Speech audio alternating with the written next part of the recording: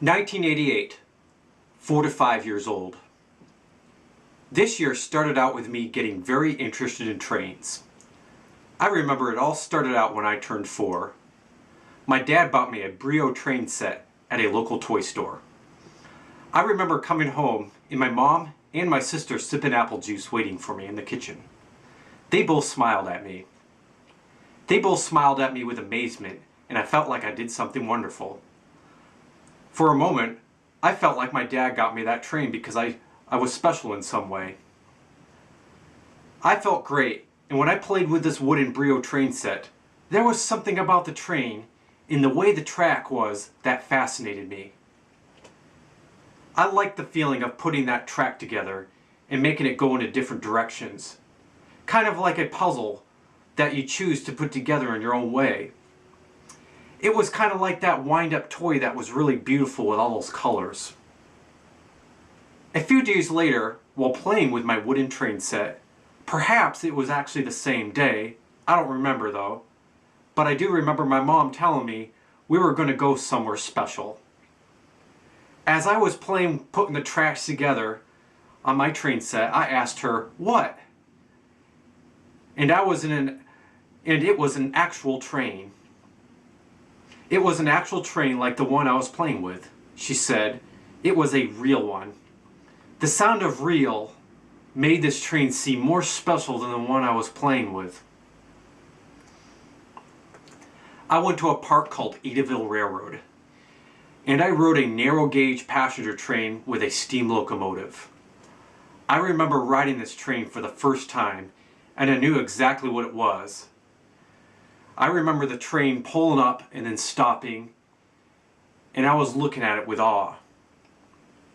I was in awe the entire day, and I realized there was something incredibly amazing about trains. At that point, I became obsessed with trains. I often ran around the house on a daily basis screaming on top of my lungs, making whistle sounds, pretending I was an engine of a train. I ran around the schoolyard at preschool, offices, and any store I went to, pretending I was one. I always caused a scene when I pretended I was one. My interest in trains led me to drawing things well as an early age.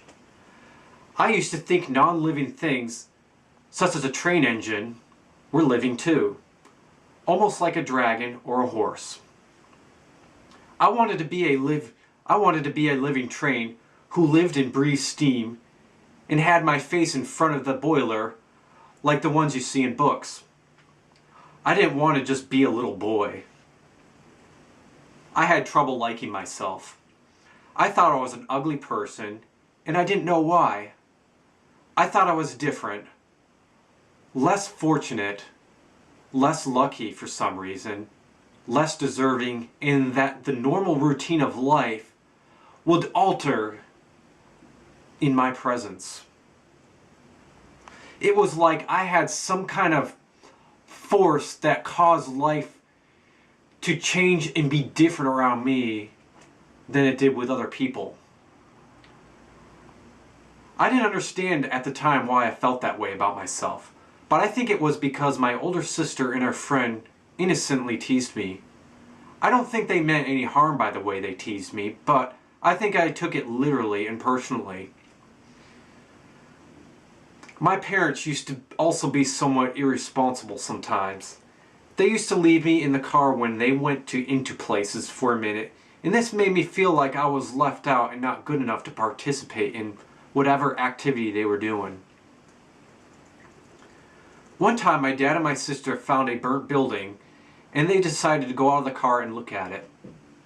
When they got out of the car, they had to leave me behind. They probably did that so I would be safe, because the vicinity of a burning building often has things that fall.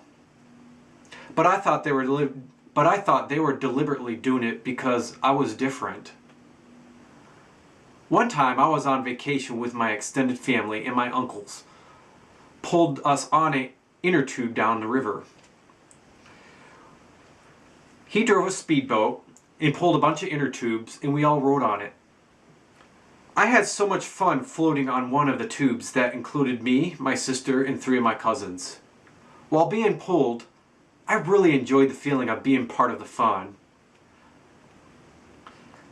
Suddenly, I felt like my entrancing state was broken when one of my uncles in another tube told me I needed to get off the tube and get onto his.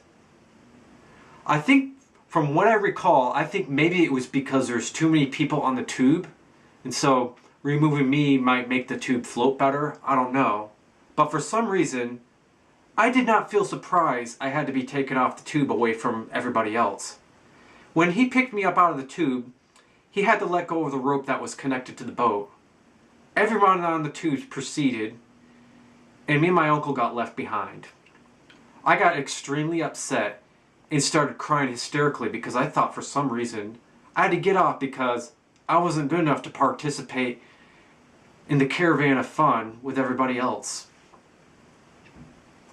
I used to misbehave a lot. I used to misbehave because I was jealous of others. The reason why I felt jealous of others was because I thought I was different. I often hit my sister and other students when I went to school. I was sent to timeout a lot, and I didn't know why. I knew it was probably had something to do with the fact that I was different. Not only did I feel like I was different by how the world responded around me, but I noticed that I felt different in how I experienced things. I often saw odd colors in pictures when I closed my eyes. I saw a lot of spirals of color, sparkles, and weird images of things that were unworldly in which I couldn't describe. Whenever I heard people talk, each word invoked a different image in my mind. Whenever I saw a picture or a color on a piece of paper, the image or color made me hear a specific sound in my head. Whenever I listened to music, the music would almost take me into another world, and I could see the music. Each note, each melody of the instrument made a picture in my head, a unique picture. Each sound and instrument created an incredible place of forms and colors. Whenever I heard music, I often wanted people to turn it down because it was intense. I never liked it when my sister played the radio. I would often tell her to turn it down, and it made her upset, and I would feel guilty. She loved to listen to the radio in the car. I felt like all the experiences were something most people didn't experience, and it made me feel different.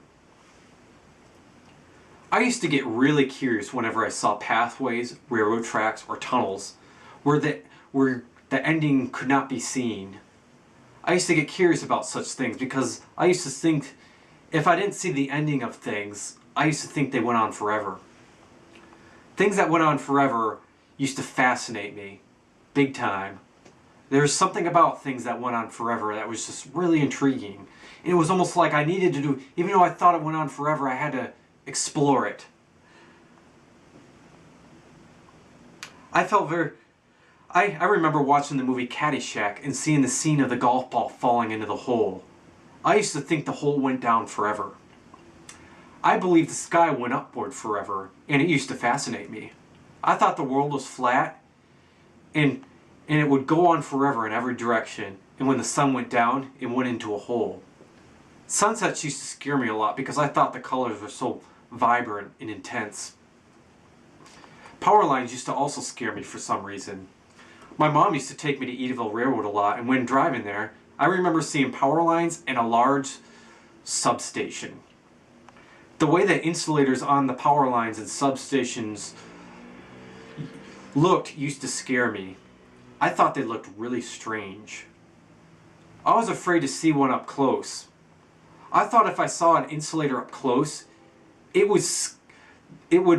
would be scared from the look of it and be in an uncomfortable, intense state of fear forever. I tried extra hard not to visualize what it would look like. I thought if I saw an insulator up close, the scary look of it would traumatize me and I wouldn't get the image out of my head. In spite of my fear of insulators, I became fascinated with power lines in general. The way the power lines crossed the countryside reminded me of railroad tracks or pathways. I was always curious to see where they would go. I noticed power lines went into substations similar to the one I saw near Edaville.